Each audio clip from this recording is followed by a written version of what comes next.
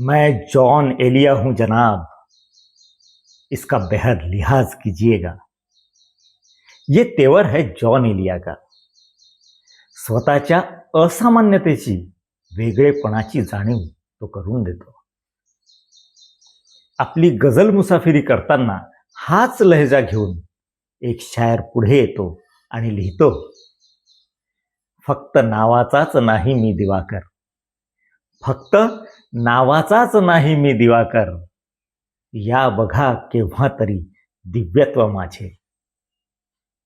हे दिव्यत्व घेऊन येणारा गझलकार म्हणजे आपला मित्र दिवाकर जोशी।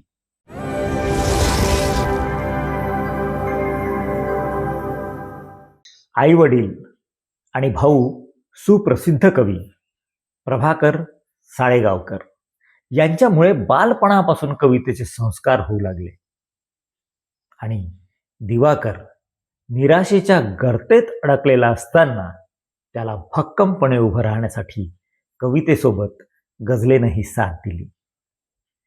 दिवाकरला गझलेचा सूर गवसला। तो म्हणतो की बहुतेक वेदनेला फुटला असेल फाटा, बहुतेक वेदनेला फुटला असेल फाटा, आ जन्म जीव घेणा सलतो उरात काटा। आणि त्याच्या 5 वर्षाच्या गझल प्रवासानंतर त्याचा गझल संग्रह सलतो उरात काटा समग्र प्रकाशनाद्वारे प्रकाशित झाला आहे। आपल्या सभोवतालचं वातावरण कसंही असू दे, पण त्याच्या मनातला शायर म्हणतो की माणसाला माणसाचा कळवळा आहे कुठे, माणसाला माणसाचा कळवळा आहे कुठे, एकही अपवाद म्हणून वेगळा आहे कुठे। हासते दुनिया मला अन मी तिच्यावर हासतो, वाटतो मी बावळा पण बावळा आहे कुठे। त्याच्या लेखनाचा हा बाज त्याच्या शायरीला जिवंत ठेवतो।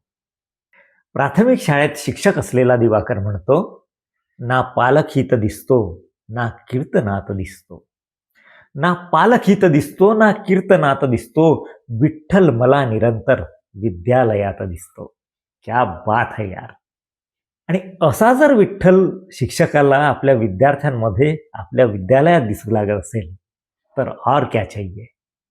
तो अत्यंत लढिवाळपणे एक शेर लिहिण्याचा प्रयत्न करतो। तो म्हणतो, घेतेस गालगुच्चा लाडामध्ये जरी तू, समजू नको निरागस प्रत्येक बालकाला। वाटायला गमतीशीर पण केवढा गंभीर शेर आहे हा।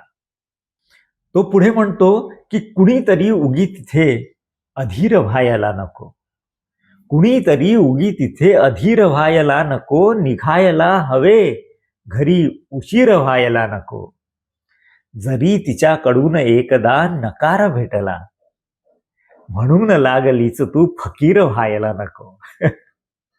आणि मग हा फकीर राहत नाही, तो मालामाल होतो आणि त्याच्या लेखणीतून शेर उमटतो की मी शिंपला नदीचा भरले तिनेच मोती, मी शिंपला नदीचा भरले तिनेच मोती, राशीत येत जाते नक्षत्र फक्त स्वाती।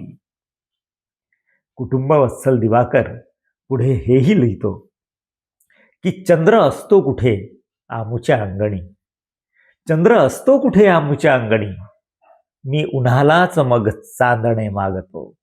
एक प्रश्न पडतो की हा शायर उन्हामध्येच चांदणा का मागत असेल, कारण सभोवतालचं पेटतं वातावरण लोकशाहीला बाधक आहे असं त्याला दिसू लागतं।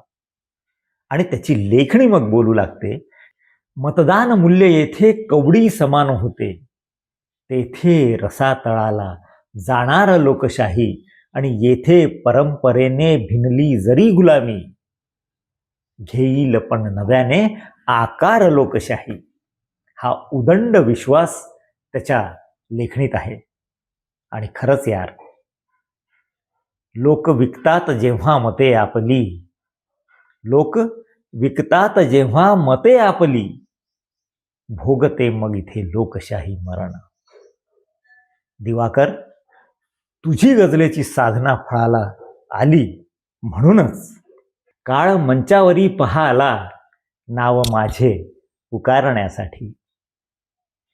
पुढे येणाऱ्या काळात तुझं नाव नेहमी आदरानं मंचावर पुकारल्या जावं आणि तुझ्या उरातला सलता काटा रसिकांच्याही मनात सलता राहो हीच सदिच्छा.